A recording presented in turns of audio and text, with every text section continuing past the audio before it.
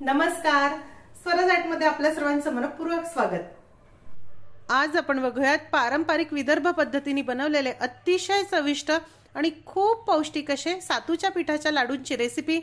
मुलांच्या छोट्या छोट्या भुकेसाठी हे लाडू खूप उपयुक्त ठरतात। असेही सर्वांसाठीच हे लाडू खूप हेल्दी आहे। उन्हाळ्याच्या दिवसात तर पोटाला गारवा देणारे आणि एनर्जी देणारे असे हे लाडू आहे।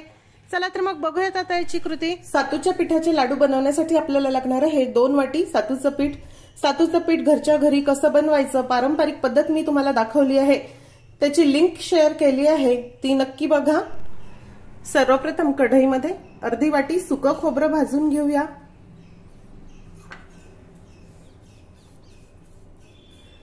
थोडं सुकं खोबरं या लाडूंमध्ये घातलं की याची चव खूप वाढते। झटपट तयार होणारे अतिशय पौष्टिक असे हे सातूच्या पिठाचे लाडू आहे। फार वेळ लागत नाही आणि चवीला देखील खूप मस्त लागतात। तुम्ही बघू शकता हे सुकं खोबरं अगदी हलका तांबूस रंगावर भाजून झालं। फार याचा रंग बदलेपर्यंत आपल्याला भाजायचं नाही, थोडंसं हलकं असं हे भाजून झालं। आता यामध्ये 2 वाटी सातूचं पीठ घालूया।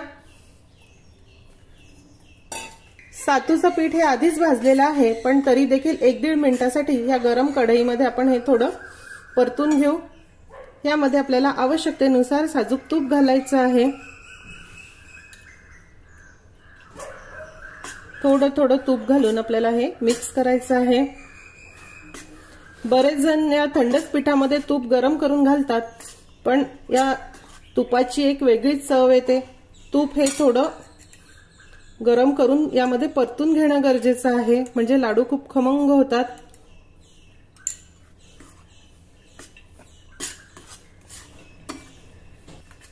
आवश्यकतेनुसार यामध्ये तूप घाला।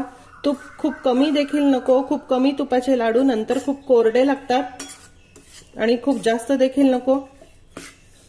हे बघा, आता हे अगदी योग्य आहे, ह्याच प्रकारचं ठेवायचं आहे। आणि यासाठी मला साधारण पाऊण वाटी तूप लागलं आहे। 1 वाटी तुपापैकी एवढं तूप बाकी आहे। ह्याची आपल्याला आवश्यकता असेल तरच वापरायचं आहे, सध्या तरी हे ठीक वाटते आहे, त्यामुळे थोडं थोडं करून तूप घाला, म्हणजे तुपाचा अंदाज बिघडणार नाही। आपण हे सातूचं पीठ करत असताना सर्व साहित्य नीट भाजलेलं होतं, त्यामुळे खूप भाजायची गरज नाही। थोडाच वेळ हे फक्त भाजून घेऊ। आता यामध्ये 2 ते 3 टेबलस्पून काजू आणि बदामची पावडर देखील घालणार आहे। अगदी ऐच्छिक आहे, पण थोडी घातली तर याची चव खूप वाढते।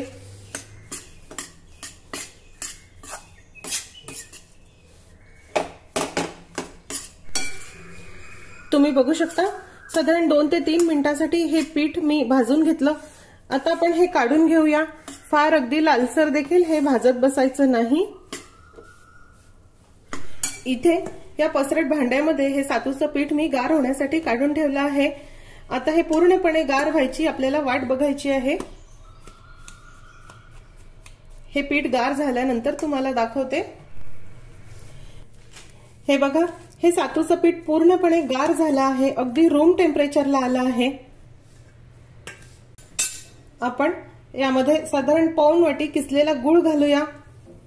गुळाऐवजी तुम्ही इथे पिठी साखर किंवा खडी साखर देखील वापरू शकतात। मी गूळ इथे किसून घेतला आहे। किसून घेतला की यामध्ये गाठी राहत नाही, त्यामुळे किसणीवर किसून ठेवला होता। हे बघा, या प्रकारे हा गूळ घालूया। गुळाचं प्रमाण तुम्ही तुमच्या आवडीनुसार कमी अधिक करू शकता। आपण हे सातूचे लाडू उन्हाळ्याच्या दिवसात जर केले तर यामध्ये तुम्ही पिठी साखर देखील वापरून बघा, ते देखील छान होतात। आणि आवडत नसेल तर या प्रकारे गूळ देखील घालू शकता। आता आपण हे नीट मिक्स करून घेऊया, मळून घेऊ। हे बघा, गूळ मी यामध्ये व्यवस्थित मिक्स करून घेतला, छान हे पीठ मळून घेतलं। आता आपण ह्याचे लाडू वळून घेऊ। थोडे लहान लहान आकाराचे सातूचे लाडू वळा। इथे जर तुपाचं प्रमाण कमी वाटत असेल तर थोडं तूप देखील घालू शकतात, पण हे बरोबर आहे। तूप जास्त देखील झालं की लाडूला नीट आकार राहत नाही। बघा अगदी नीट वळल्या जात आहे। हे बघा तुपाचं प्रमाण अगदी योग्य आहे। आता असे सर्व लाडू मी वळून घेते। अतिशय चविष्ट खूप पौष्टिक असे सातूच्या पिठाचे लाडू तयार आहे। हे बघा तुम्ही बघू शकता ह्याचं टेक्स्चर। एक लाडू मी तुम्हाला फोडून दाखवते। बघा अगदी मस्त हे लाडू झाले आहे।